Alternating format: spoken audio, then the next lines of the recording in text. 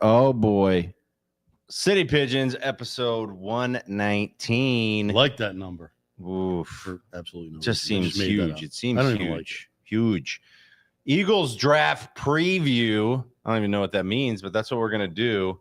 And I think we got to keep the attention on the Eagles in the draft because as we have been talking about for the past couple of weeks, there's been signs right now. Situation with the Phils is looking a little bit bleak, and I don't want to get all into L-E-S Eagles. There it is. There it is. Let's just Super Bowl champs. Let's just focus on the positives. PTA. A lot of baseball left. All right, I'm Jesse Rendell. I got Mike Meach here with me. Everyone. The Finkatron 3000, Eric Fink in the house. And then once again, sadly, my camera's not working for Tommy, so I'll have to fix that. But Tommy's over here in the bar. I'm all over by here himself. solo. Mark screwed it up. Come over here with us for one. Pull up a chair. And, you know, we're going to get right into things here because, as promised, we had to bring in a bona fide expert. We couldn't just talk about the draft with our numbskull selves. This is a guy who's got bona fide chops when it comes to analyzing football and coming up with takes about, you know, real things that matter to fans. Right, D? And now, you know, I know we've had Diddy before, and this would be a good opportunity to bring Diddy in, but I wanted to bring in somebody who really resonates with the people. Obviously, Diddy resonates with people. Let me just back up real quick. I can't talk. It's not Connor Barwin again? It's not Diddy. It's not Connor Barwin. Nope. It's none of those guys. It's the one, the only Kyle Pagan from Crossing Broad. Kyle! What's up? I'm Ray Mitty. Ray Diddy, your hair. It's beautiful, man. How are you? Yeah. Doing well. How you doing? Appreciate you guys having me on. I'm a one-time, I can now call myself a one-time City Pigeons pod guest. You've been on before. Well, nope. No. He's been in and around this. You know what I mean? Basketball tournament. That. Oh, yeah. You were on the Ballers Ball, right? Playing True. hoops. Ballers Ball, and I think I found myself on a live pod once or twice while you guys were in the lots. So that's right. I guess I'm a veteran. You are a vet. You didn't even know it. By the way, if we run, are you into the idea of running that Ballers Ball back? I think you are, right? I feel like we talk about this every 6 months. I get a DM from you, Jesse, and it's like, we're running the Ballers Ball back. And I'm like, tell me, dude, location, time, place. Okay. Do you have camera guys that you can lend? That's the problem. It's such a pain in the ass. You know? Yeah, that is the pain in the ass thing. You're not wrong. People don't understand, especially in the Philadelphia area, just the lack of camera talent, the lack of on-camera talent, the lack of editing talent that we need. That is so tough to be who we are. So the fact that you guys are, what is this, 119, 120? Good for you guys. I know. Oh, look at this guy. It's what ridiculous. are you buttering us up for? What do you got planned over there? Right. Well, Jesse. Yeah. Have you considered my trade offer? Well, speaking of talent, you know, I have, and you know, we always need talent over here. And you said you got a couple guys? I got a couple freelancers. I got 2 of them, but I want one of yours. Yeah. Well, look, this is a big deal, and I got to make sure it's pretty sweet because freelancers are nice, and I can use them. I could use some help over here, but what I'm giving is a lot. And so right. I'm thinking if you give me those 2 freelancers and throw me like $100 Wawa gift card, we do the deal. I can, you know what? I can agree to that. You're good with that? All right. Yep. So, ladies and gentlemen, I got to announce we just made a blockbuster deal with Kyle Pagan and Crossing Broad. We are sending Eric Fink over to Crossing Broad for 2 Crossing Broad freelancers and $100 Wawa gift card. See you later, losers. I have a feeling that Meach was behind this to some degree. And he made that's not Meach, man. It's because Kyle has a fucking eye for talent. He's like fucking Howie Roseman over there. Yeah. By the way, Fink, you can make it $100 Fink's gift card. So we talked about that, but I was like, and these are freelancers to be named later. You didn't even bother to ask any of their attributes or anything. You're quick to get rid of. True. We got a couple of them. I don't know who I'm going to give you. Oh, I'm the agent roster guy who's making too much money trying to get rid of him. And That's what it is. Since the deal's already been agreed upon, he's just going to give you the 2 lowest rung freelancers that he got. Yeah, and the funny thing is, Kyle suggested a Fink's sponsorship or gift card, and I was like, well, Fink would be the one to arrange that, so we can't ask him to arrange Fink's compensation when he's the one being traded. So I thought would be more appropriate. I can't believe I just got traded. Yeah. Well, here's the deal. You got to do the show because you're gonna have to pass the physical, right? Oh, and get to Crossing Broad is big. We test tough over here. Oh no, I'm in trouble then. Now the good news is when you go to Crossing Broad, you might be involved with a program that a decent amount of people are actually paying attention to. So that's a lot of pressure. I'll have to figure out. We've canceled a bunch of shows, so I'll have to figure out where to plug and play. Honestly, I'll just do one episode. And I'll pull a Bud Dwyer on there. It'll be fun. There we go. That'll be millions and millions of views. I love it. Always. All right. I love where your head's at. That's a showman right there. I know. He might not be. I mean, Fink. Then again, the best ability is availability. So I don't know. Maybe episode 5, so I can get my money's worth out of you. Yeah. All right. Well, in all seriousness, and we probably won't be too serious, we got to talk about the draft first, with the draft coming up tomorrow night. I start every year I do the same thing. I feel like I start to think I'm going to look at the potential draft prospects and figure out who's who. And I basically just throw my arms up. My first question to you, Kyle, as a fan is is there any other way to look at the draft? And I know the teams always say, you don't do it based on need, best player available. But if you're looking at this draft as a fan, you're kind of, no matter what, talking about need, right? In terms of thinking, what do they need and what you want them to draft, right? Because how are you supposed to know which guy's better than the next? Yeah, 100%. I mean, come on. We, being Philly guys, being in, honestly, the Northeast, unless you went to Penn State, maybe Pitt, are you a college football fan? It runs 4 for 4 here. And it's you'll sprinkle in your Temples, you sprinkle in your Penn States.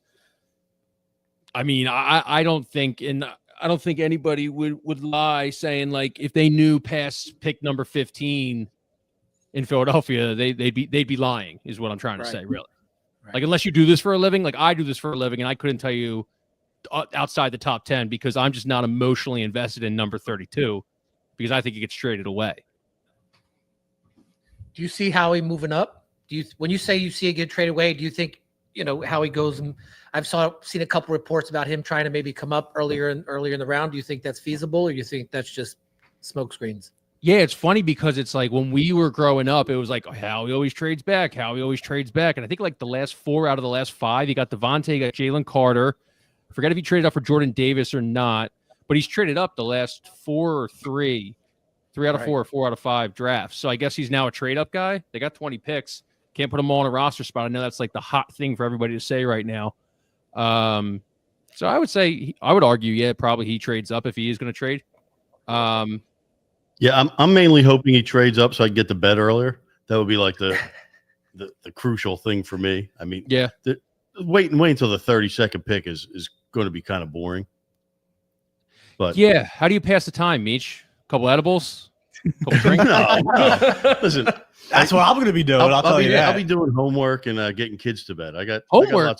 You going back to get your degree? No. I have 5 children. I got to sit down and help them with their homework each night. What's is Common Core math tough nowadays? It's almost impossible. I tell them to skip it, and I go tell the teacher, ask them how to do it. I don't know. Yep. And it makes no sense. They take the most roundabout way to get the simplest answer. Mm-hmm. I hate it. Mm-hmm. Now, I'm wondering, though, since the Super Bowl, I don't want to say Howie's been conservative, right? But he has let a bunch of guys walk. I think it's a little different. You tell me, Kyle. If you look at the 2 times you won the Super Bowl, I believe the first time around, he gave out a lot of kind of money to guys that had performed well, like Alshon comes to mind, and, sign guys. And this time, I think he's kind of well, I got all these young guys. He even came out and said, this is going to be different, right? He came out and said that. So he's kind of setting the tone. And I'm just wondering if there's any chance he's going to take that same kind of approach into the draft, and we could see a scenario where they're trading back. They're just gathering as many assets as possible for the future. It's not in Howie's nature to just take a pass on this season, you know what I mean? And just say like, we won the Super Bowl. We'll gear up for the next couple of years. But at the same time, I could see them trading back. So my question to you is, do you think he's likely to be, there's a chance he's going to play it conservative and that he's got this mindset of like, this year's going to have to be different because in the next couple of years, we're going to have all these guys coming up and yada, yada, yada. Man, if he trades back, then he gets even more picks for his war chest. Like, I don't know. I mean, I feel like there has to be a limit to how many picks this guy can have, right? I mean, 20 picks is in the next 2 draft is insane. It's almost obnoxious. He's not going to use them all. There's something coming. So it's like, so what I don't know about you guys. Like, you guys talk about it on the show all the time. Are you mad? I can't be mad at Howie. I can't do it. The guy just got us to 3 Super Bowls in what, 6 years? Like, I know it's CJGJ, traded him. I know you let Milton Williams walk. I know you let Josh Sweat walk. Can't keep everybody. I justify every move he makes now on the basis that he knows what he's doing. So I trust him, Dude, you guys Just remember let him do what 2020? he does. 2020 was insane. Remember 2020? Like, if Howie can come back from 2020, is that the Rager year? That was the get rid of Carson Wentz, Jalen Hurts is in, take all that, cap hit and everything, and then 2 years later they're in the Super Bowl. Like, I'm a in Howie I trust guy until the wheels fall off. I mean, because if he can come back from that, he can do anything. I take a bullet for him too. And between what I think the most impressive thing from the past 2 years is he totally transformed the defense in one offseason between Fangio, signing Bond, drafting Cooper DeJean. I mean, it was, and Quinyon Mitchell. It was insane how they went from an average middle of the road defense to just a dominant group of punishers. Like they were, I know nobody wanted to face them when you get hit by Nolan Smith and Jalen Carter. It's just, and that's in one offseason. He completely transformed not only the look of it, but their mentality and their coaching and the attitude of it. 4 of our 5 starting linemen are locked up through 2028. We've been absolute monsters in the trenches, and that'll help mask a lot of any other inefficiencies that we can have. So, I mean, he keeps making those moves, man. Like, the game is won in the trenches. That's what us football guys say. It's won in the trenches. Fake football. You build from the inside out. We always say that's why I traded for him. That's why I traded for him for buzzwords like trench. I told you Kyle has an eye for fucking talent. He knows. Yes. Now I think that Howie is going to get somebody to put next to Jalen Carter to just be, in like a menace, a little understudy to these big guys, and there'll be plenty of them to go around the 32. If he could trade up, I don't know who's there. I don't know who the best. But there's a guy from Ole Miss, I think, that people are saying. Yeah, a guy from Ole Miss. I love Walter Nolan. Yeah. Will Howard, is that a name? Is that? I like the alopecia. The guy with alopecia. Alopecia from Arkansas. Charlie Villanueva. Yeah, Charlie Villanueva's cousin. So Miche talked about trading up. So I have a question for you, Kyle. If Abdul Carter is there at 4, would you trade AJ Brown, a second and a third, and all your draft picks for Abdul Carter? Is this Joe Giglio? Wait, who's the guy? He's about to trade you back, dude. Dude, me and Mike Ditka in the front office just traded all our picks for the bell cow. Yeah, but if you look at last year, don't get me wrong, Howie did a great job, and we've all seen the video of him with the Cooper DeJean situation and having the trade lined up and that working out for him. But I will say Quinyon and Cooper, those guys did fall, right? So sometimes it falls to you. And last year, like nobody was picking cornerbacks, right? So sometimes it falls to you. And my hope as a guy who's looking at this, obviously thinking about what they need, is that one of these safeties that everybody's talking about, I think it's Starks and Iman Wari, right? Like if somehow everybody knows there's a lot of defensive line talent here, right? But that could lead to a run, right, on D tackles and edge guys. And if that happens and one of these safeties, falls into the 20s, late 20s, you could see him making a move there. And Earl Thomas. Yeah, there's comparisons there, but we talked earlier about him stockpiling picks. We also know that he likes to make a lot of moves in the other rounds. And we heard him come out and say he doesn't have a first round grade on everybody, 32 people in the first round. So I could see him saying, all right, well, nobody that we wanted's left, trade back. And then in the second round, I'm going to use all the ammo I have. If the guys I want are there, I could see him doing that. So if the safeties are there, I could see him going for that. If not, maybe trading back. But who the hell knows? Basically, is the the only thing I can guarantee is that we will get a tight end. That's the only and it's going to be a great tight end. It's going to be a future Pro Bowler tight end because they do not. Is there anyone you have eyes on? You're circling? That kid from LSU, just because he's the prototypical white guy, good blocker, humongous, can catch the ball as well. He's a tight end. Perfect. Little undershadowed. I think he was injured, so he didn't really get as much love as like he would probably be a first round talent. I think they're going to look at him in the second round. Like I said, second round white guys who can block and catch that's a Howie Roseman specialty right there. Like that. Mason Taylor. There we go. There he is. Yeah. Doesn't that just sound like a good blocking tight end? That's the whitest name you could have. Yeah. Yo, and here's the thing. I know nothing about college football, right? Like zero. But I did watch a bowl game. And I saw this dude. I saw this dude from Arizona State named Cam Scadaboo. Well, I remember that. He was the coldest dude I ever saw, and he's got to be like a third, fourth round. I don't like. I haven't heard anything about him. I'm just guessing, but Meech. Then all the guys in Northeast Philly who already got Will Shipley jerseys got to trade them. We could get 2 jerseys, dude. We could get 2 jerseys. All right. And here's the thing: if you got to plan ahead, I know how he's a forward thinker. If they're going to ban the tush push next year, you need a new weapon, and Cam Scadaboo is that new weapon. So what about AJ Dillon? What about Quad? He's like what was that character on He-Man Man Ram? I think his name was. He's there's the obscure reference. Helmet. That's what he reminds me of. Dude's a beast. I want to go back to tight ends real quick because I have 2 questions. First, pause. The Dallas Goedert situation. The Dallas Goedert situation reminds me a little bit of the Alec Boehm situation, where it just got out that they're looking to trade him, and it's like awkward, right? But my question to you guys is: are we and the Eagles potentially underappreciating what we have in him, or is it fair to say time to go? Primarily because of the fact that the dude has such a hard time playing a full season of games. I mean, he's kind of been there when we needed him. Do you think the ship has sailed on him? Is that fair? And if not, are we headed towards this Alec Boehm awkward situation where he can't really play anymore because he's ruined mentally? No, personally, I'm still thinking about him stiff arming that cornerback. Right. That was so good. Like 2 times. I still think he has some left in the tank. I think Howie's kind of like a Belichick in a way where it's like, I just want to get off this guy before he just declines.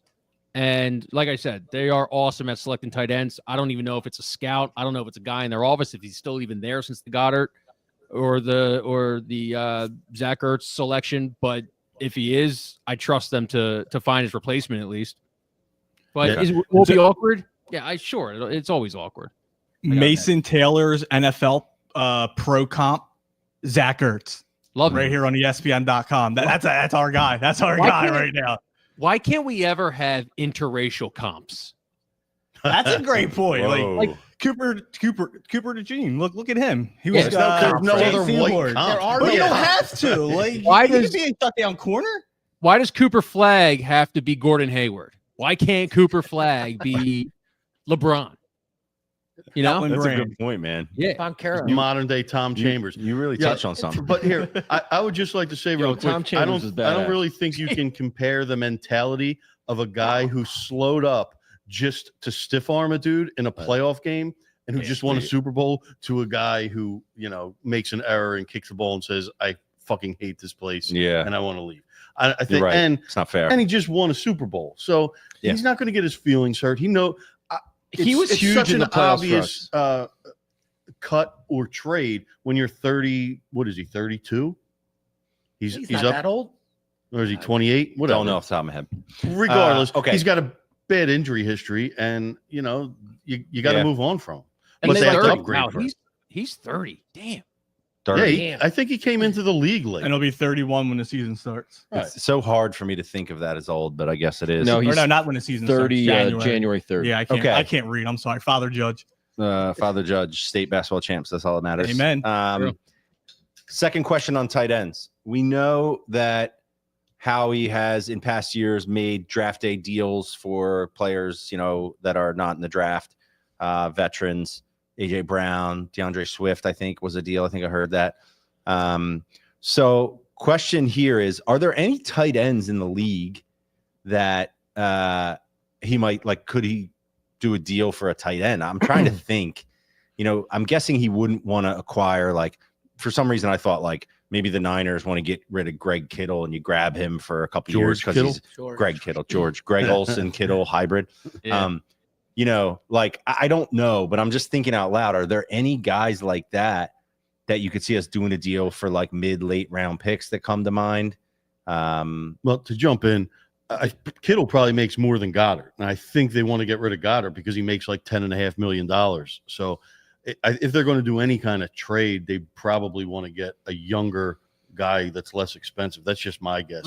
I don't think they're going to trade. What about a Kyle Pitts or something like that? Maybe Atlanta's that's done exciting. with him. I tried. You hear me? Hey, Philly guy. Yeah. Bring him home. You could probably get him for I want to ask a question to the group. Is Jordan Davis on this team by Friday?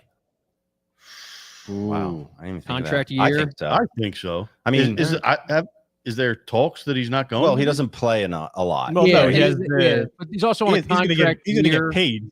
Yeah, he's one of the ones that have to get paid. So it's all about again, why I'm not too mad that CJ got traded, because it's everyone can be mad right now, but in 2 years when you got to pay Jalen Carter, you got to pay Quinyon Mitchell, you got to pay Cooper DeJean. They just paid Cam Jurgens. They're gonna pay Reed Blankenship probably.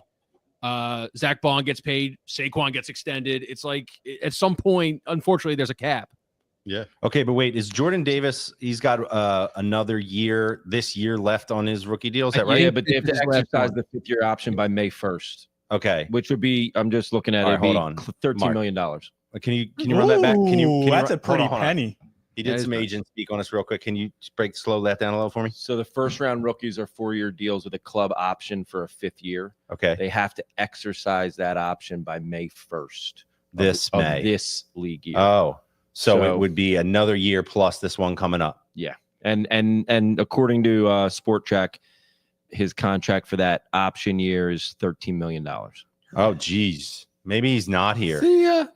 I think they just don't exercise the option. I think they don't exercise it and they keep him, let him play it out. Yeah, but Howie wants something in return. Yeah, he's itching. Now the Goddard thing, because I was just looking at that. I think the reason it's dragging out is because if they trade him after June 1st, they save $4.5 million on the cap. So I think that's probably why it's dragging out. But then people online are predicting he gets traded before the draft tomorrow. Man, so who knows? I love that you're so well versed in the numbers. I don't know if you know this, Kyle, but Mark is a bona fide NFL agent.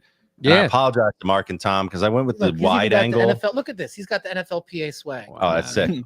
I went with the zoom out, so we can't really see you guys. I'm going to have to come over there and zoom that thing a little because you guys are looking real small. I can't see. Look better from distance. You look better from a distance. They're just tiny. They're just really small. Yeah. Kyle, we just try to get as many people involved as possible. If you know anyone wants to join, I mean, I know we'll be getting your freelancers, but I had them in the back room doing, digital work. So doing taxes. Just So Kyle, I have another question before we let you go. I kept it draft related, but it's going to be a fuck, marry, kill. Yes. So you have Marcus Smith. Okay. Danny Watkins. Okay. And oh my God, I'm blanking on the list. No. Don't kill him. He can't afford to have this at Crossing Broad. Who's the what is going on, dude? You got it. Jalen Rager. No, I was messing him up with okay. Wait, Danny Watkins, Marcus Smith, and Jalen Rager. Is such a good one. That's tough. Dude, Danny Watkins, you got to marry Danny Watkins. He's a protector at heart. Yeah. He's a natural caretaker. He's exactly the kind of guy you want in a man. You could probably cuddle with him. He's a little chubby. Exactly. 100%. Dude, I hate Jalen Rager. Hate Jalen Rager. of course, this is hilarious coming out of my mouth, but he was such a pussy when he was here, and I hate him so much. So he's out. He's done. He's out. We voted him off. We won't say killed. Voted off. And then, yeah, we said kill. And then Marcus Smith. Marcus Smith, right? Was the last one? Yeah, sure. He's probably not. No, he's Gotta get it done. Little flame. Just gotta get it done. Oh, he was. They did say he was like very weak for his position. Like he did not have muscle. Like it was like crazy. And like Chip draft him, or was that a Howie draft? Yep. That was Chip. I think it was Chip. Oh, Chip. gross. Yeah, there was one thing there, like you understand, like that guy can't even like bench press, right? And they're like, Kevin Durant could have bench press. Look at him. Chip's just like, I need a guy who can play 80 defensive snaps a game. All right, doesn't matter if he's any good. The Eagles Twitter asked what your favorite draft memory or some shit was, and I wrote about Danny Watkins. I said it was the time they drafted a 26-year-old Canadian firefighter who just started playing football. But then right after that, I went and looked for a Danny Watkins jersey on eBay, and I didn't find anything. And they responded. It worked pretty well with Jordan Mailata. You know what I mean? But that was a 7th-round pick. Danny Watkins was the 22nd overall pick in the draft. Did you find his fire coat on eBay? No. I did find a couple rookie cards. They were going for like $1.99. Oh my gosh. I would have bought it. Okay, so I wanted to get your take on this, like the mindset, Kyle, going in here, because I was on the radio the other day. I was listening to Jordan Mailata, and he said, he went to Sirianni, and he's like, page is fully turned, new season. We're going to win the championship. Like as a fan, like Fink was talking earlier about how he's like not that bummed out about what's going on with the Phillies. I think he said, because the Eagles won the championship. And as a fan, as we look at the draft and then the off season and we're going into season, we know they're going to drop the banner on us. You know what I mean? And it's like, how do you not approach it with a little bit of a, like I think we did in 2018, right? 2018, going to that season, we're like, well, we just won our first Super Bowl ever. Nothing matters, and we can't just like take the same mentality of players here, right? We got to kind of come in here fat and happy.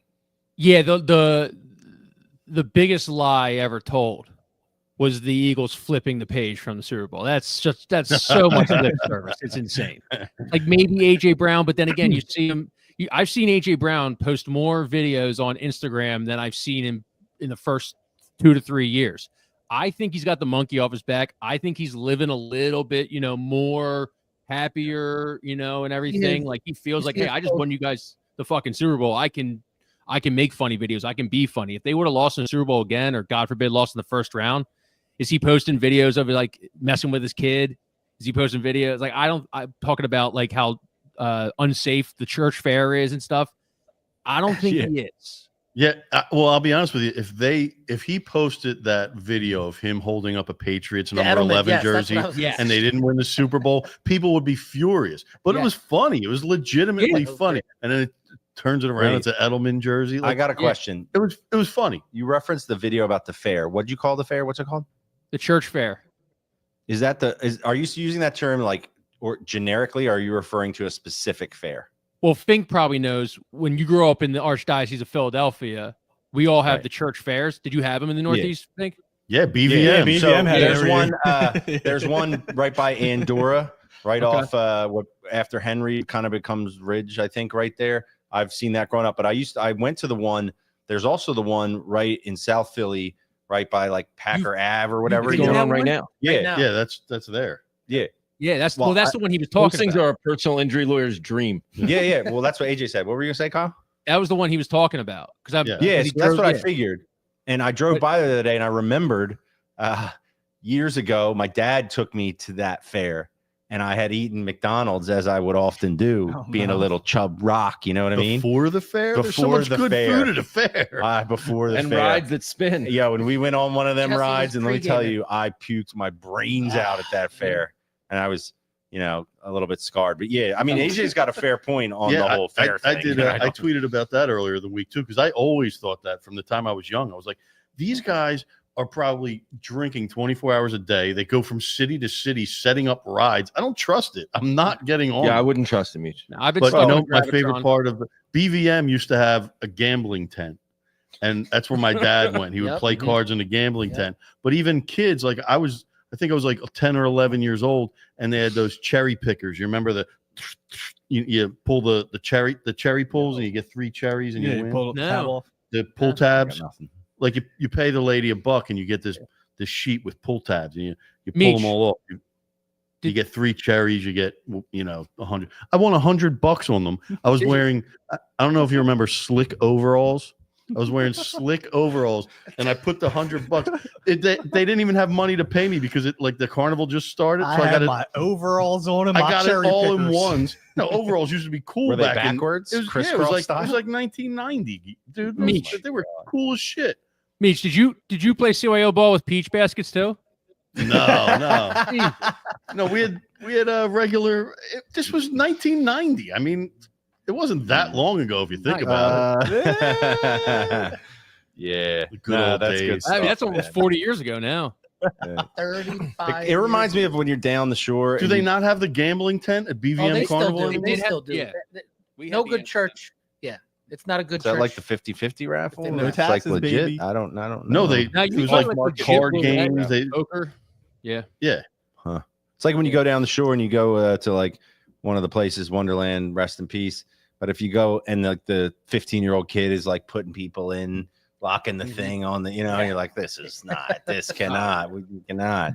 And somebody died there in Ocean City, by the way. At BVM, like every 6 years, they want to cover that up. But someone would get stabbed at BVM Carnival, and that like every mom would be like, "Be careful going there. Somebody got stabbed 3 years ago." But one of the years I was there, somebody got stabbed, and my mom was like, "She's right. Yeah, mom's right." We might have to reopen that case. And if you do, what do you think? I stabbed somebody? Someone got stabbed one time when I was there. I was playing cherry pull tabs, and they probably stole it off you, and you stabbed and eating $100 out of your overalls. Yeah. Public service message. Speaking of funnel cake, if you do fall off a do ride, not shit on funnel cake. Don't even go there. No, I'm about to do the opposite. If you do fall off a ride or get stabbed or anything like that at a fair, you're going to want to call the Goodhart firm and our good friend Mark Goodhart, who can take care of you. Make sure you have the proper. He's not only an NFL agent, he's a No. personal injury lawyer as well, Kyle. Yeah, He does everything. Yeah, anything And you a need. podcast host. Hey, be quiet. You should have traded for him. Yeah, Kyle's going to wish he traded for Goodhart. That is true, dude. I am overdue on being sued. Does he just or being punched in the face down in the lots? Yeah, let me ask you a question, because like this is how I look at it. It's got to be much easier doing those man on the streets when you're taller than everybody, right? And you can look down on. Like I think if I was there, it would be. I mean, not that I'm 6 foot, but it's a little more intimidating when you can physically like stare down at them and be like and ask them questions. That's got to be a big part of it, right? I am a humongous pussy, but being 6'5" gets you so much unwarranted respect. It's ridiculous in different fashions. He's not 6'5" either. He's got the broad shoulders. You know what I mean? Right. He's got the military cut. He's got the Ben Davis jawline. Yes, I got the jawline. He works out at Willpower. I've seen him lifting weights, man. We see he's you badass. getting fish down. Again, torn labrum though. I don't want this to get out. I'm on the IL right now. Torn labrum, so I'm actually the weakest I'll ever be. So if anyone wants to get that physical, think you're staying with us, buddy. I didn't trade for Kyle. I mean, if I was trading for Kyle, I'd probably have to put Meech and Fink in the deal. Do you know what I mean? That'd be a blockbuster right there. Blockbuster. Anyway, we got some. I got a no trade clause. Yeah, Meech definitely has a no trade clause. He's an OG, man. Can't trade him. Beautiful. All right, before we let you go, Kyle, I hate to do it, but we're gonna have to. We've been the last couple episodes were early reactions to what was going on with the Phillies, trying not to overreact, but things were not. There were signs, and where I'm at is like, just tell me that we're not all. This summer is not going to be like one long, painful rubbing our nose in the dirt. The fact that the Phillies are the Mets bitches, and this run that we had with this core group is dead and gone.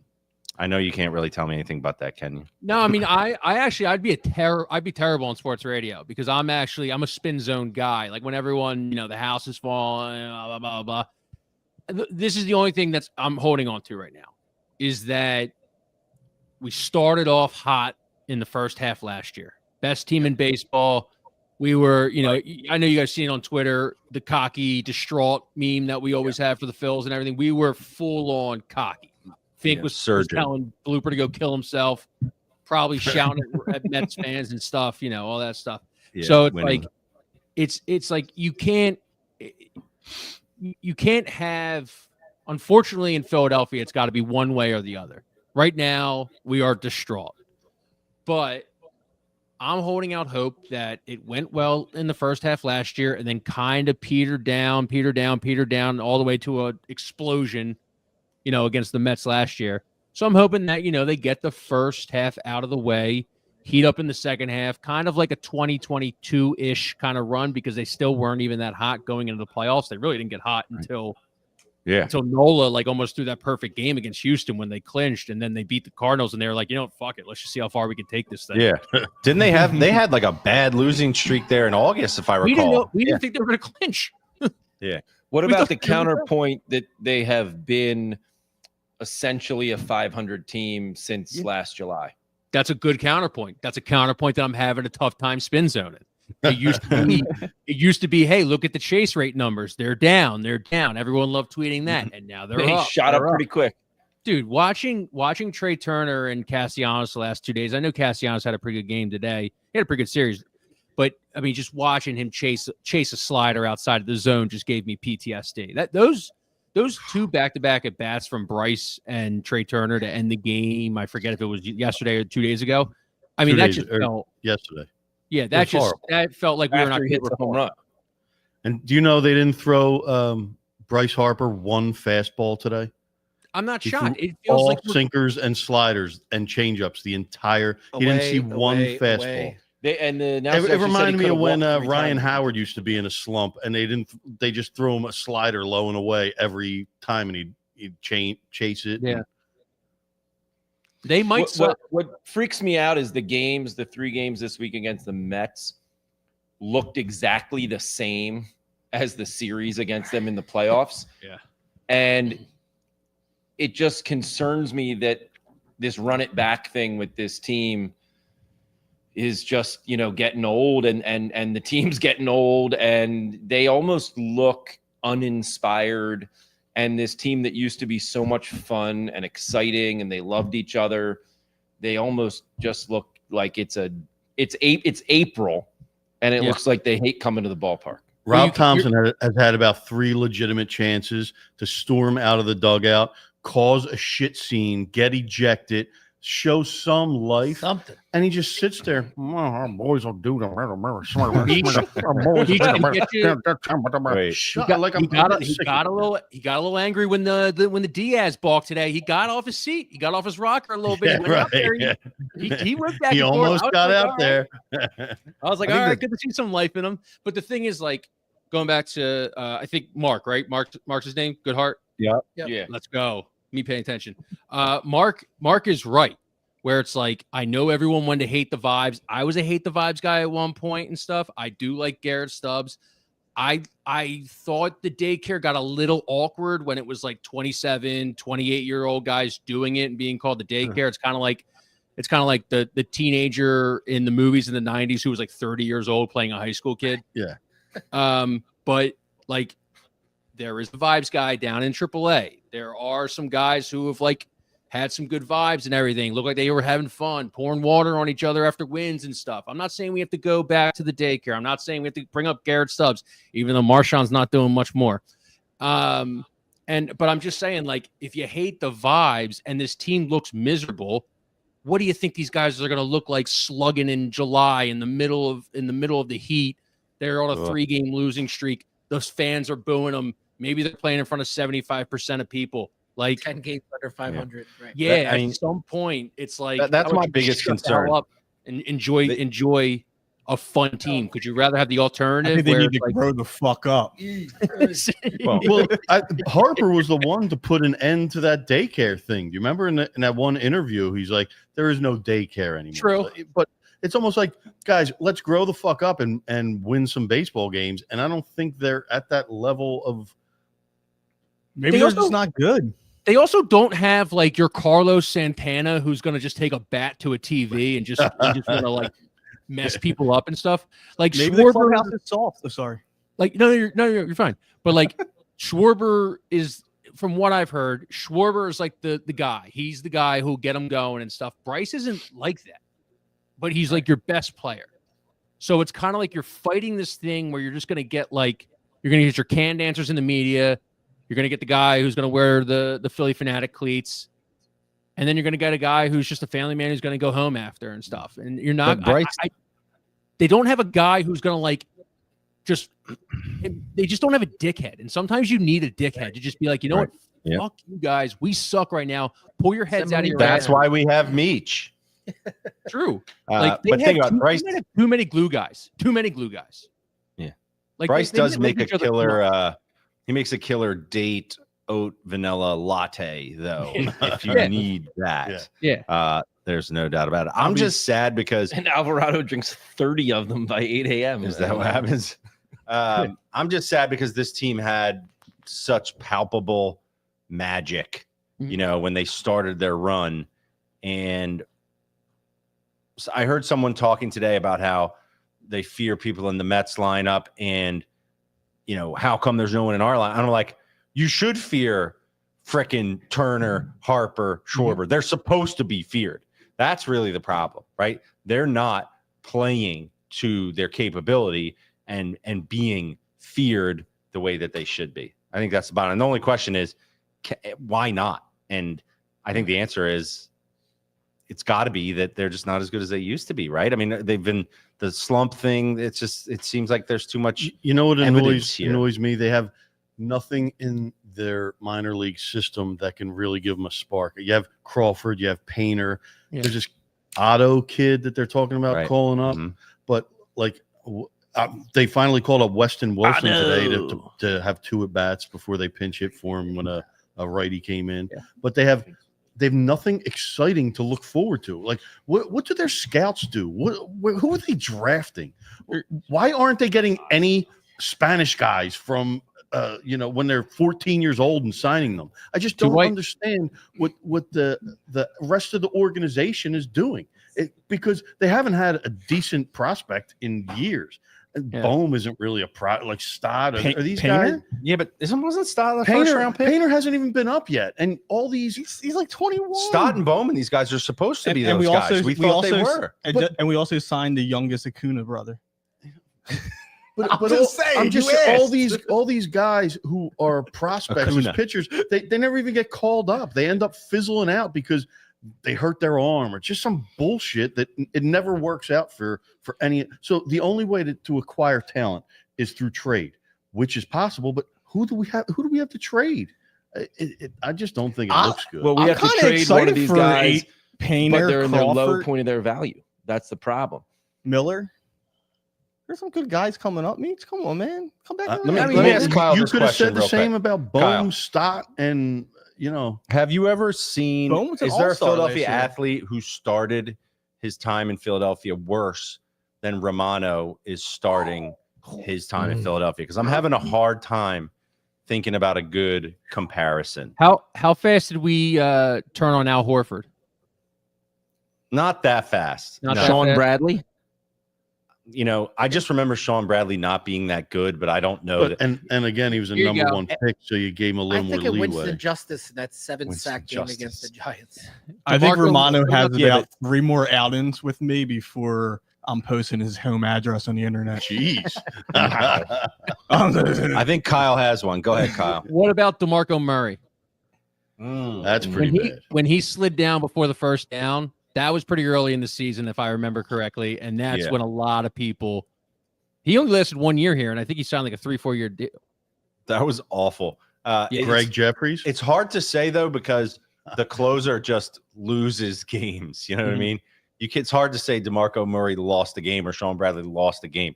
Romano has just, decombusted. They were up 11-4.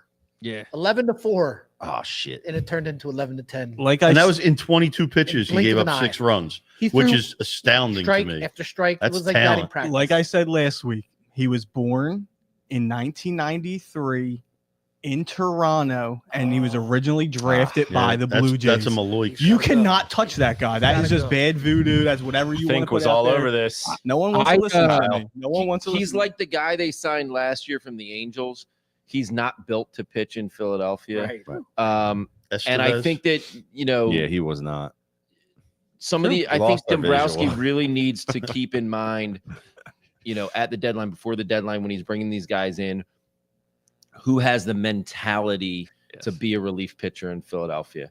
I don't think it's overstated, because that guy from the Angels is like amazing in an empty ballpark in Anaheim. How did Brad Lidge, have a perfect freaking season, 48? I think that is just crazy. When you look back about it. Maybe who was the country radio disc jockey who said it was our fault for booing the players? 92.5, I think she's on right now. I forget her name. I remember that. Yeah, she's the worst. I don't want to say it's us. I don't want to say it's us, but I'm just saying. You see Tobias Harris, he's playing really well. Paul Reed is playing pretty well. Isaiah Joe, I know we didn't boo him, but he's having a moment with OKC. Okay, hold on. I have to stop. Sorry, you. Kyle. It sounds like your audio is breaking here's out. the most- It's not us. No, it's not. It's never us. Paul Reed, we gave him a nickname. People, Paul. Everyone built this guy up to something massive. No one was mean to him. I know. I was pretty mean to him. Ben Simmons I hated Paul Reed for the Clippers, and he had a new haircut. Did you see his new Simmons is haircut? having Simmons and getting Harden playoff were minutes. playing together, and I was like, what is going on here? They're both in the playoffs. Ben Simmons attacked together. the rim the other game. I was like, what? One time. I had to rewind my my TV. I thought I was seeing things because he's got a new haircut. But imagine if Ben Simmons gets out of the second round before Joel. Oh no! I hate being that guy. You know bro. what? Maybe it is no. us. Shit. Like Harden's flourishing. I'm gonna go home and just think about this. Is gonna be my 13th reason. Thanks, Kyle. Even Cameron Payne is getting like serious. He's hitting big buckets for the Knicks. We just let him rot on our bench. Not like I care about those guys, but Logan O'Hoppe, who we traded for Brandon just Mark, shows you. batting like We're the 400 worst. right now. thank Oh God my for the God. Eagles. Think do an Eagles chant again, please. E-A-G-L-E-S, Eagles! I can't take them Super Bowls away from That was us. guttural. So it's interesting. I actually ran into someone on the street today, and we're talking, and Just a random guy. it random guy, and it There's Mark live. That's it awesome. went I like into the Phillies, and he cut me off like 7 words in. He goes, the Eagles won the Super Bowl, right?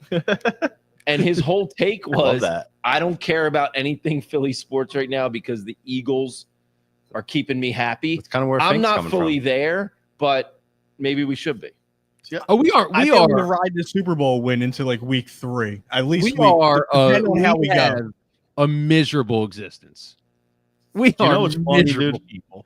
Kyle, Like- I heard on the way over here, the Phillies still have the 3rd best odds to win the World Series, and this is how we're talking. It's just I feel like hilarious. that's ridiculous, though. That's like yeah, such a. but it's, you know. it goes to show you, like we could be in such a worse position than we are right now. We could. And you know what? It's not going to be a bad summer. You're going to be able to go down to Citizens Bank Park, have a couple beers with your buddies, watch some superstars. They're going to win some games. Maybe they sneak into the playoffs. Who gives a shit? As soon as the season starts to get close to over, the Eagles are back. You know. I like that, Meech. I like that. That's my. You know what I mean? I He's should gotta say be for like- Meech. I love busting on the Phillies because they didn't Oh, yeah. improve at Whoa. all. Awesome. Balls. That was Man. Which Come one on. specifically? yeah. There's 2 that I You know they took The that out of the daycare. game, right? That's why they get checked between innings. yeah. It's fun He to really likes the daycare. poke to poke fun at the Phillies for not improving their team at all, in my opinion, because they have some loyal fans on Twitter, and I just love getting attacked when I'm overly critical of them. But I was pretty much right. This is what I expected from them, and they haven't changed much. The only thing that could change is a couple trades, which you could do in baseball, but we don't have any ammo to trade. So Yeah, you got crushed for your tweet about how they were running back the same squad and now, why you now shouldn't be people are excited. tweeting back at me. You were right. Like, fuck you. It was opening day. Let us have some fun. You should go on Google, just search Dave Dombrowski, There are so many pictures of him on his phone. It's like, what does bro do on his phone 24/7? It's like he makes called movie zero phone. moves. Yeah. I just hope they can turn it around, or at a minimum, I mean, not go in the tank. 'Cause they're in it's a second long place, summer, right? Yeah, but 5 games out. It's not even How many May. out of a playoff spot? Probably none. 3. Hmm. We're good. We're fine, guys. But Come on, somebody cheer up. also pointed out the Eagles. I still think they suck and they ain't going to win anything. The But Eagles started I'm struggling. not negative about it. People wanted Sirianni to get fired. Sometimes you need that. To your point earlier, Kyle. I would argue we were not on board with this team. Most of us, anyway, I'd say the majority of the fan base. Personally, because I was down there, so like I saw a bunch of, and obviously like Negadelphia kind of runs through this town and stuff. But I would say after the Pittsburgh Steelers win is when I started to kind of see a flip of the switch, being like, these guys are good. We're going to the Super Bowl. We're winning it all. No, it was Ravens. It was the Ravens game. Okay. You think it was a Ravens game? Okay. It was the He's Ravens down there game. talking to everybody. I don't care what he said. I'm giving him my opinion. Hey, I'm there. I see it every You're week. not doing the No, on-field you're fucking wrong. reporting.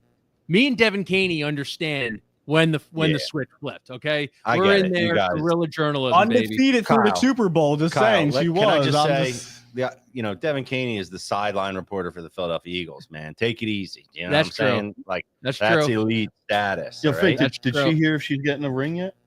No. She From hasn't Fink? heard or she's not getting one? From Fink or Which from the ring? Eagles? A Super Bowl ring. Oh, that one we're not sure about. The other one? Oh, my Wi-Fi froze. Can you promise me something? If You for can't some answer that reason, question? wait, if Is that Fink like a- decides, No, I don't know. I don't know. I said I don't know. If It Fink was- decides he's going to propose to Devin, Nice. he must leverage that for a jewelry sponsorship for the podcast at a minimum. All right, Yeah. so Well, just if you do it, I would do it before she gets a Super Bowl ring because otherwise she's going to be way disappointed. True. running out of time. True. Is that the end of the podcast? That is. I mean, she's got it. Well, I guess Howard bought his, so maybe she doesn't get one. Damn. No, Howard Howard was. was at the Super Bowl show. I don't think he bought it. Oh, He's an employee of the Eagles. Like Merrill Reese gets one, Mike Quick gets one. If you're part of the Where- broadcast team, Where their W-2s come from? I think the Eagles. Okay. Think. Don't they? That's a good point. Do they I come think from so, W? I don't man. know. No, I don't think so because the deal that the Eagles have for the broadcast is with WIP, with Odyssey or whatever. So I got to imagine they've got to be paid through. I don't know. That's a really good question. I wish don't we think had the- someone on the pod. Wait, that No, that I'm not in. knew. I don't want to say. I don't know what like any. Yeah. I don't think the Eagles would make Merrill Reese and Mike Quick pay for their rings. Is what I'm Because Definitely that would get back to us. We would write about it. Everybody would yell at the birds. Now, Right. if they didn't make Howard Eskin and they made Howard Eskin pay for his, everyone would be like, that's awesome. Yeah. Go. Yeah. But we could actually use this, and if they make Devin try to pay for one, then we'll just trash them anyway. and- I'll do it. Hell yeah! I'm part of the team now, Kyle. So, Yeah, I mean, like, you can actually write it. Once I give you the login information for the site, You guys after could this. co-write it. He'll sell anyone down the river. Yeah. Even though I did trade you. yeah, I what the know. fuck? My bad. Mark, did you bring this? Holy shit! Look at who's that? Porzingis looks like he got fucking popped in the grill. Ivan. Got busted. What Ivan Meach is Lendl. alluding to is Porzingis is bleeding from his forehead. Mark, Kyle's trying to watch the game. We got him on the Yeah. City Pigeons No, podcast. no, no. I'm Thanks for actually joining us, Kyle. is this just I'm a scrolling reminder Twitter. of the Eagles championship here? No, I was running late, so I wanted to bring you Oh. gifts. So I Right. brought you Let's see the if this camera acclaimed works. Del Rossi's cheesesteaks because I thought that would excite you. Okay. Of course, it didn't. They're just sitting there. Well, And I well, brought you a Super Bowl beer because I thought that might you excite wait you. until you drop it off But- 30 minutes later to let us know what's in there. And you give us the receipts on there. You give us the cheesesteak. podcast, Mark. Yeah, I didn't I know figured it where out. it's from. But you hand us this bag as the podcast starts. Like, what do you expect? This Kyle, if you want to come over, we got some Del Rossis there. All right, over here. everybody, hold on. I know, One I second live, while we like, eat our so close to you cheesesteak that guys. Mark just bought us. You fucked up not coming by. I You know. gotta I do did. the 6-slice taste Oh. test. By the way, Kyle, the place looks great lately. They're doing a wonderful job. It looks good. Are we going live with the situation, or we want to hold off on the? No, yeah. making- We have the Eventbrite up and everything. We're going to be there on Friday, May So 30th. The Men at Work podcast live spectacular. If you're in the area, come on by. It's on the Eventbrite. Just search Men at Work live podcast. The one of probably the only interactive live podcasts that you'll ever be a part of. You put your what you do for a living, what your job is, in a little basket. We'll pick our best ones. You can come up on stage. We'll talk to you. We'll get the ins and outs. Who you hate at your job, who you hope gets fired, who you like. If you hate it, what do you want to do? All your dreams that you thought you were going to be when you were younger that never panned out. We'll talk about it all. Beautiful. I want to clarify one thing. If it wasn't clear enough, that is going to be happening at the Coop here at the wonderful home of the City Pitches podcast, also home of Next in Line Comedy, shows every weekend. Next in Line is kind of partnering in the effort to bring Men at Work here. That is Friday, May 30th. Please do go on the Eventbrite and check it out. It's going to be an awesome show. So I want to say big fan of your pod, Kyle. Oh, thanks. I appreciate it. It is good, man. And can I ask you a question real quick? Yeah. Is the podcast named after either the 80s comedy classic with Emilio Estevez and Charlie Sheen, or the Australian 80s band from dude singing from the land down under? Yo, that movie was great, though. I didn't even know there was a band named Men at Work. I know the song, but I didn't know that there was that bit. So, dude, we get chirped all the time. It's like, maybe if you guys started speaking Australian, you'd have more views. I'm like, that's funny. I can't be mad at that when that's a funny comment. Yeah. So it's like, and then But if you've never seen the 80s comedy, go check it out. It's hilarious. Okay. Emilio Estevez and Charlie Sheen. Oh, I love that movie. It's incredible. It's still Really? holds I mean, up I to love this the day. memory of the movie that I have. No, it's still good. I seen it like a year or two ago. Okay. It's on the same level as like a Weekend with Bernie's type movie. Okay. I was Honestly, like, thinking Weekend at Bernie's is a classic. Yeah, that's what So I mean. So's Men at Work. It's not that. It's not that level. There's yes, no it way. is a classic. May 30th. It's going to be a classic. It's going to be spectacular. You can't wait to see it. Now, Are you worried that someone would put like a BS job down? Because that'd be kind of funny, if it was like, I guess you could tell if someone wrote like porn star, or you probably pick them. Oh my God, look Yeah, at I mean, Pussy. I would probably be able to look out the audience and be like, there's absolutely no porn stars that would be interested in our content and be here right now. But if they come on, I would hope to think we are good enough riffers to just kind of like peel back the layers and then just be like, actually, I'm a gynecologist. There you go. Related. Related. Can I ask you a question about your pod that you're You can do whatever you want, Fink. You're part of my team now, dude. Oh yeah, I forgot about that. Thank you, Kat. So Captain Pagan, who have you had on the Men on the Pod that's like the most The Men on the Pod. Men at Work podcast? I love Men Pod. Yeah. Would you Men say on- is like the most extreme? Like they told you their job, and you're just like, what Besides the, the fuck? governor of Like, Pennsylvania. Like this is like the most insane like job I didn't even know existed.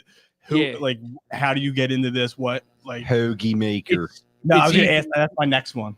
We went to a furry convention, and if you're a Shane Gillis fan, you saw Beautiful Dogs, the comedy special where he talks about the furry general. Yeah, that guy was at the convention, came on the podcast. We had no idea it was him, and that's what we found out. He was a general in the army. Oh. Complete. They don't furry hand out costume, going between every line. It was like, I was a general in the army. Bow wow. He would do bow wow he was so in character. It was insane. Good for him. This is all lost on me. I need to. You don't know what a furry is? I brought him up on the pod a couple weeks ago with the fanatic and the mascot. Fink's gonna wear his furry costume next week. Don't worry. about it. Perfect. Love it. They're good souls. I don't understand all of it, but they're good souls. I'll say that. They're just like you and me, except they like to rub their privates up against each other in furry costumes. I am not aware of that. And that's Okay, wait, real quick. But besides that, they're just like you and me. Just like you. So, segueing a bit, it's not really a segue at all. Tom did mention that he had an update on we have Cheesesteak Chronicles here, Kyle. We keep a running tab on all things cheesesteak because you have to. And I bet Kyle has an opinion on this. So, Tom. Kyle, did you see the latest Angelo's beef? Pun Yeah. intended. What the With, fuck? so man? the neighbors are furious. I don't know how often you're down there. I lived in Bella Vista for Okay. over 10 years, and I'm still living on that side of town. So I'm down and around there constantly, through Palumbo. And I know it's a nightmare, so I try to avoid it. But I can understand, how the neighbors could be furious because you have people just wandering down the street, all these drunk bros coming down, peeing in the alleyways and stuff like that. So I get it. And I don't know what the solution is short of having them not be there. They've talked about opening up the second floor for a seated service. But I mean, the meeting's happening tonight. They're down there with Councilman Squilla, so I guess we'll know more here shortly. Your business is too successful. I live 5 blocks away, and I take that route a lot because Fitzwater that I live on goes that way. The line, goes around the corner, around the block. I actually was like, I don't understand the big deal, but I guess I imagine that they close early. They close at 7 p.m. And I got to imagine that a lot of people that are in from out of town don't know they close that early. Well, that and there's must be showing up because there's the thing. It's all tourists now. It's all tourists. It was probably more respectful when it was people from Philly just going there. Bring but back now Sarcombs, that everyone who's seen a TikTok video of a cheesesteak, as soon as they come into Philly, they go to Angelo's. They don't know how to act. They don't understand. It's a residential neighborhood. I lined up there in the fall because Ben was playing soccer at Palumbo, and I was like, oh, you know what? I should line up there because I'm here anyway. Like it used to be. And I lined up there. Patch. I was the Now only person from Philadelphia in like the first 30 people in line. Everyone I hear them talking. They're from New York. They're from here. They're from Ben Salem. They're Ben Salem. Yeah. You Ben Salem. Listen, related. I live near Del Sandro's, and I'm driving by there, and people. It's like Frogger. They're trying to cross the street. Yeah. And there's the people, the people that just like walk across. They don't care what's happening. Like, this is very dangerous. Some people, this is a new phenomenon. The people who just double park in a full on lane, and not even Amazon. Like, this was at a restaurant, like a normal dude just going in to pick up his food, just double parks, in the middle of the street, so I get it. This brings up a thing I was thinking about. Can we talk about dog walking etiquette?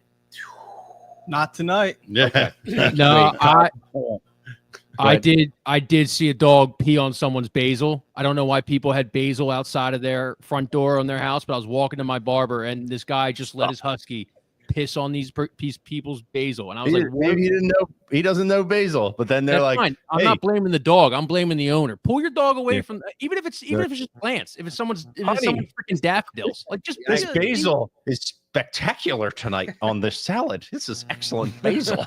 What's your Mount Rushmore of cheesesteaks here? We got to get, since we've been doing cheesesteaks, we got to get your top 4. I'm sorry to put you on the spot. Can I just talk about the Angelo's thing for a second? Because I have a counterpoint to that. I understand where the people are coming from in Bella Vista. It would suck. But this town does not know how to deal with things that are very good. Like things that are popular, things that like get people sometimes. I used to live in Fairmount. Say what you want about Made in America. People on the group, those neighborhood Facebook groups, used to just lambaste about freaking Made in America. Didn't matter about the millions of dollars it brought the city. Didn't matter about the great acts, one of the greatest festivals in the entire country for a little bit there. People just love complaining and stuff. Now, do I think Angelo's has proven themselves? Are they probably doing pretty good financially? I'm pretty sure he's best friends with Bradley Cooper, and he said, "Hey, Bradley, if I could get $1 million up a new spot or a bigger spot," I don't think Bradley Cooper would say no. That's the thing. I've heard the barbershop next to Angelo's isn't the happiest with them either. It's not just the residents on the street and stuff. So so they probably have to move out. Could they also maybe their order process get a little bit better? It's kind of archaic. You have to like just call and hope you get there and by the time it's ready and stuff. So there's a lot of things on each side, but I just hate that it's like, and it's always the Inquirer, and they always write these very, I don't know how you guys feel about the Inquirer, but they always just write these very no stuff. Like, I actually think I'm with you, and I actually think it's deeper. Philadelphia, people that live in the city don't know how to deal with Philadelphia being a well-populated, functioning city. Mm-hmm. They want their parking spot always to be open. They want to be able to drive to 12th and Market and pull into a spot. They don't want anyone getting in their way. And it's like, no, actually, when you live in a city, people and in mass is good. And if you don't want people around you, move to the boondocks. And that's why I was pro stadium, because like as a Sixer stadium anyway. So as a Montgomery County kid, we were always the ones who would take the R5, take it to Fern Rock down to the stadium, and nobody ever cared about us when they were talking about the stadium. It was gonna be a godsend for us, as long as SEPTA, obviously worked on time and everything. It would have taken R5, your Lansdales, your Bucks counties, your main lines and everywhere. It would have just dropped us right off into Jefferson, and we went right up the steps, go right into the Sixers Stadium. But your Delcos and your Westchesters and all of them were like, well, we like to drive. It's like, well, like, I understand that, but like, you're looking at the other side of southeastern Pennsylvania that has been doing the same thing for 30, 40, 50 years and catering to you guys and stuff. Right. So it's just kind of that patriarchal, I don't know if I'm using that right, parochial kind of mindset that like Philly and the surrounding area has, where it's like, we can't do change. Change is bad. We can't change ourselves. We've been doing this for 40 years. This is why we do it. And the parochial schools will be canceled tomorrow. Parochial schools.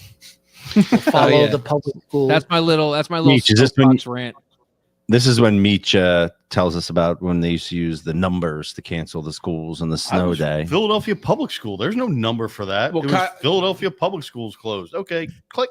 Kyle, you're Going back exactly to right. The argument that there would be too much traffic always kills me, because I'm like, no one in New York is like, oh, there will be too much traffic around MSG, right? Yeah. It's just like, we have an amazing facility in the middle of our city. That's And so people not come there. analogous, respectfully, because like that would be if someone said we're going to do another MSG, in Soho, then they would be talking about traffic. MSG's been there for too long. Are you It's comparing East Market to Soho? I'm just saying it's freaking underground. They You know what I have mean? Like similarities. it's not analogous at all. See, Not this even a little. Fink, this is what I was doing. I was going to tear apart the City Pigeons pod right when I traded for you. I love it. with Sixers Stadium discourse. Howie Pagan over here. He's good. This guy's good. Yo, he baited me into that. I am so happy. What a trade. And then my freelancers come back to me. And the $100 Wawa gift card. They abruptly quit. Oh no. But, Who's this? do you still want my Mount Rushmore? Yes, Do I get yes, off we my need to have it. soapbox? Dude, I'll tell you. What was the cheesesteak you guys just brought up that you got today? Del Del Rossi's. Rossi's. It's moved in. It's moved into top 4. Yeah, I have it in my top 4. It's a carbon copy of Angelo's, and it's with half the weight, and it might even be cheaper, honestly. And it's actually close to where I live. Oof. I'll tell you I how will much- say the thing that was shock and awe: $35 for 2 cheesesteaks. Okay, maybe not cheap. I was like, wait, I thought you said 25. You got 30 fried onions on both of them? Yeah, is that bad? I told you last week. We could probably get one Did you with watch and the one without. pod? We Here told you you the go, fried dude. onions, and everyone does it differently. They don't put enough. They do put too much. No, I'm just kidding. Go ahead. Sorry, No, Kyle. Go ahead. I'm not. Finish. No. Kyle's telling us his Mount Rushmore, Okay, guys. Del Rossi's. Sorry. $35 for 2 cheesesteaks, though. Better be good. Angelo's, obviously. Can I say old gyms on South Street because there haven't been new gyms on South Street? Are they back? You can say whatever the hell you want. Your Okay. list, buddy. Yeah. And then You can say a place that closed down in 2004 if you want. We don't care. there's a joint out in Norristown. It's not called Chubby's, or is it called Chubby's? But there's a joint out in Norristown. Chubby's is across from Delisandro's, isn't it? There's a couple. Okay. I feel like There's a joint out in Norristown that's really good. Pudge's. Pudge. That I grew up on. We'll have to ask Gorecki if he knows about Yeah. it. Yeah, he would know. Yeah, up Pudge's. Norristown, like nicer Norristown. What's the steak style? Is it the ribeye with Cooper and seeded roll, or is it? No, it's been a while since I had it, but it was just your regular cheese whiz or American. I'm American cheese guy. I'm not a cheese whiz guy. No onions. Yeah. I could do onions if you put them on. I mean, I've had enough steak joints not listed to me and just put onions on. I just eat it. Yeah, would never happen at Fink's though. That's right. That's right. Especially not for my captain. Yeah. Especially But because they don't do I- cheesesteaks. Shut up. Mitch. Jess, you say you live by Delisandro's. Yeah. Rumor on the street is they're back. In what Is they- regard? They were trash for like coming out of the pandemic, what I remember. Well, this is funny. It's kind of relates to the Angelo's thing. I don't go there. Number one, because I try to limit the number of cheesesteaks I eat. I really don't eat a ton. Because cheesesteak to me is like a special occasion sitting. I got to really like spread out. You know, I can't just eat that on the go. I'm eating 2 weeks. Yeah, me too. But Easy. when I go, it's just too much, you know, like there's a rare occasion where I'm like, oh, this is actually a good time to go. It's not getting too crazy. But I'm just not interested in all that. I always tell people I go to Chubby's across the street because I can get in and out of there. It's not, look, I'm going to be honest with you. It's not like I wouldn't put it on a list or anything, but I'd rather get something a little bit down than have to deal with what goes on. My biggest complaint about D'Alessandro's is that the meat to cheese ratio and mixing was not good enough because they chop the meat up very finely.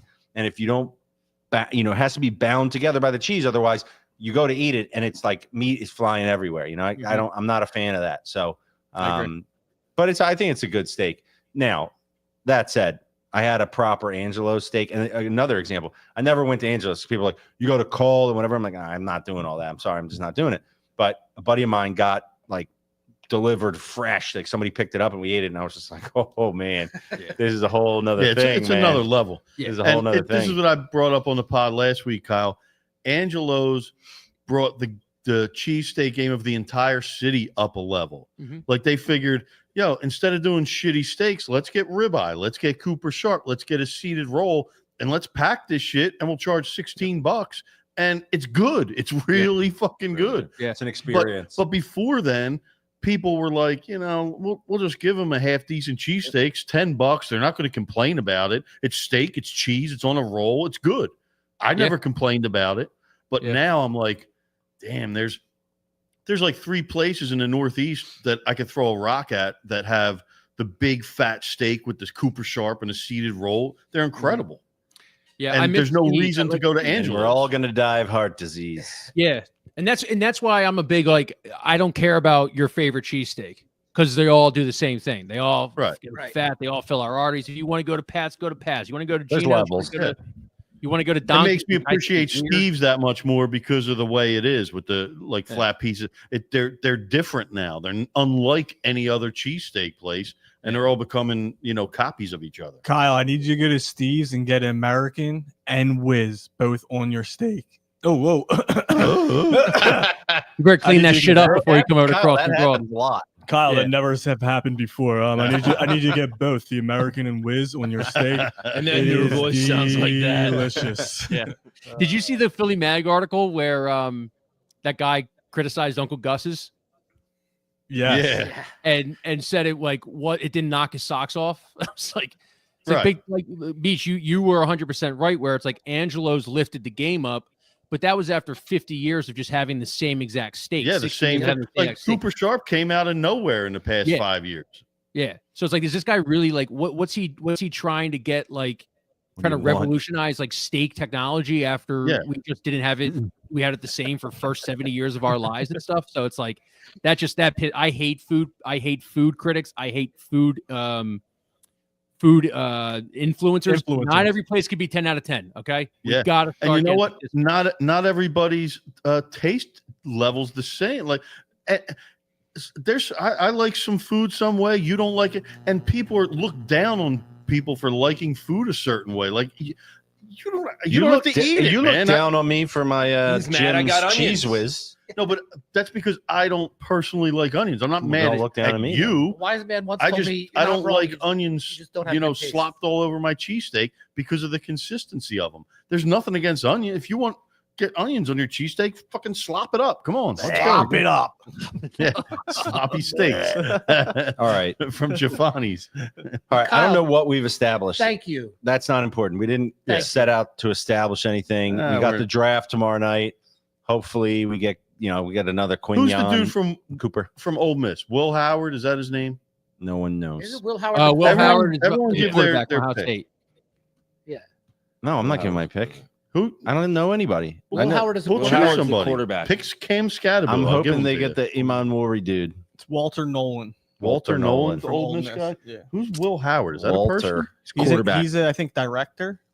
He's the Ohio State quarterback. That's Ron Howard. He was in Happy Days. Oh yeah, the Ohio State. Howard's a first baseman.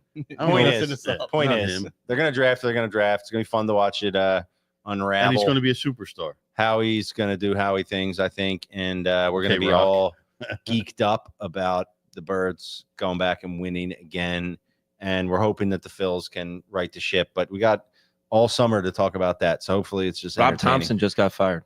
You're lying. Kyle, thanks for joining us, dude. Yeah, Kyle, thanks, buddy. You're the man. Kyle, dude. do I Thank you. report tomorrow or next week? Like, Yeah, actually, we don't have an office, so just stay where you're at. I'll get you the login copy. all right. I just want to see how this was First going. thing tomorrow, he's got the physical. He's got to type emails very quickly and Yes. do some other shit. 40 like that. words per minute. Yeah. How many? 40. Oh, that's easy. I can do 67. Light work. Damn. light 100% work. accuracy. No, but seriously, Kyle, thank you for joining us. And Men at Work live pod here at the Coop Friday, May 30th. It's going to be The awesome. Coop. Make sure you get your tickets. I might stop by and talk about my Yeah, jobs. We're going to be there. I got Yeah, like 6 seriously. jobs. I'll be Yo, there. Meach does have like 6 shops. It's going to be great. Jesse, thank you so much. You're the Don. What was the guy that always set up the Mike Tyson fights? Don King. Don You're the King. Don King of the Coop. I appreciate you, big Minus dog. Hey, I'm trying. Anybody else wants to set it up? Let's go. The Let's Don do Dada. this. Without Let's do the this. hair. Thanks. All right, dude. Thanks, Thank Kyle. you. Thank you, Kyle. See Thanks, everybody. Thanks for joining in.